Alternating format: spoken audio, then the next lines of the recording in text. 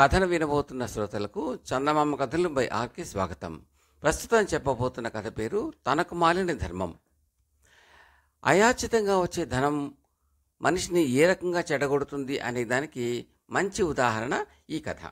కథ పేరు తనకు మాలిన ధర్మం. కథా రచయిత షేక్ అబ్దుల్ వహాబ్. పూర్వం పర్షియా దేశంలో దిముష్కా అనే నగరాన్ని ఒక పాదుషా పరిపాలిస్తూ ఉండేవాడు.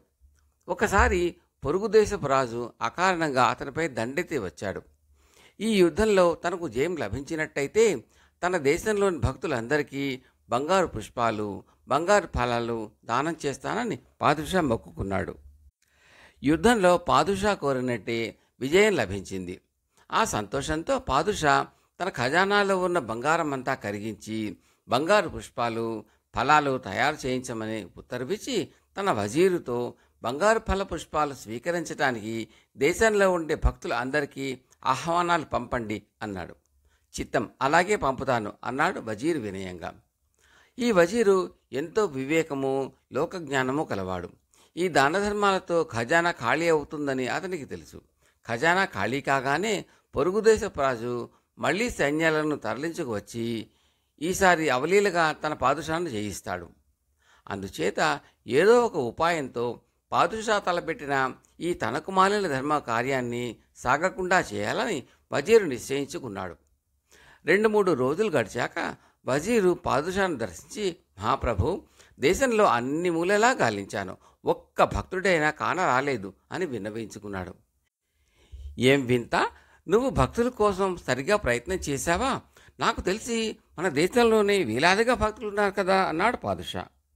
మహాప్రభు, నిజమైన భక్తులు మీ బంగారాన్ని పరిగ్రహించేవారు భక్తులు కారు అన్నాడు వజీరు. పాదుషా నవ్వి, నేను తలపెట్టిన ఈ దానాలు మీకు సమ్మతం కానట్టుగా ఉంది, కానీ మీరు అన్నది ఎంత మాత్రము నిజం కాదు. బంగారాన్ని పరిగ్రహించేవారు భక్తులు కారని నిరూపించండి అన్నాడు. చిత్తం, అలాగే అన్నాడు వజీరు. మన నగరానికి ఉత్తరంగా ఉన్న ఎడారిలో ఒక గొప్ప తపస్వి ఒకడు నివసిస్తున్నాడు. ఎంతో కాలంగా అతను ఆకలు అలమలు తిని జీవిస్తున్నాడు. అతను భక్తుడు కాడు అని మీరు నిరూపించాలి అన్నాడు పాదుషా. వజీరు అందుకు సమ్మతించాడు. పాదుషా మౌల్వీని వెంటబెట్టుకుని ఎడారిలో ఉన్న తపస్వి వద్దకు వెళ్ళాడు. తపస్వి ప్రార్థన చేసుకుంటున్నాడు. ప్రార్థన ముగియగానే పాదుషా అతనితో, మహాత్మా, మీకు అభ్యంతరం లేని పక్షంలో మీరు మా నగరానికి దయచేయాలి. అక్కడ మీకు ఆశ్రమాన్ని నిర్మిస్తాము. మీ తపస్సుకు అవసరమైన సౌకర్యాలు అన్నీ అమర్చుతాము. మీరు దేనికోసమో శ్రమ పడవలసిన అవసరం ఉండదు. మీ తపస్సు నిరంతరాయంగానూ నిర్విఘ్నంగానూ కొనసాగుతుంది. తమ సత్ప్రవర్తన సామాన్యులకు అనుసరణీయంగా కూడా ఉంటుంది అన్నాడు. పాదుషా అన్న మాటలు తపస్వికి ఏమాత్రం రుచించలేదు. అతను పెడవకం పెట్టాడు. అప్పుడు మౌల్వీ అతనితో, మహాత్మా, పాదుషా వారి కోరికను తోసిపుచ్చకండి. మహమ్మద్ ప్రవక్త ఆచారానికి అది వ్యతిరేకం కాదు అని మీకు తెలుసు. ఆశ్రమం మీకు అనుకూలంగా లేని పక్షంలో మీ ఇష్ట ప్రకారం చేయవచ్చు అన్నాడు. ఆ మాటలు విన్న మీద తపస్వి నగరానికి రావడానికి అంగీకరించి పాదుషా వెంట వచ్చేశాడు. తపస్వికి పాదుషా వారి ఉద్యానంలోనే సొంత మహలు ఏర్పాటయింది. మహలు ఇంద్రభవనంలాగానూ ప్రశాంతంగానూ ఉన్నది. అతనికి పరిచర్యలు చేయడానికి అప్సరసల్లాంటి 2 దాసీలను వజీరు నియమించాడు.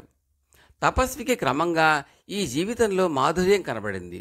రుచిగల ఆహారము, అందమైన బట్టలు, మధురమైన భక్ష్యాలు, అత్తరులు ఆయనకు అలవాటయ్యాయి.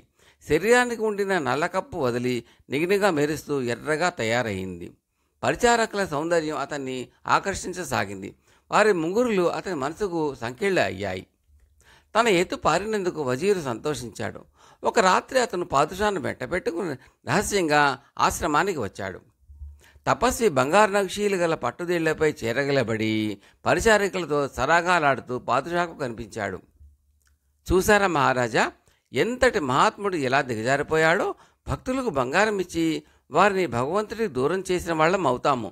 అందుచేత భక్తులకు ధర్మసత్రాలు ఏర్పాటు చేసి వారిని భక్తులుగానే ఉండనివ్వటం మంచిది అని వజీరు పాదుషాకు హితం చెప్పాడు.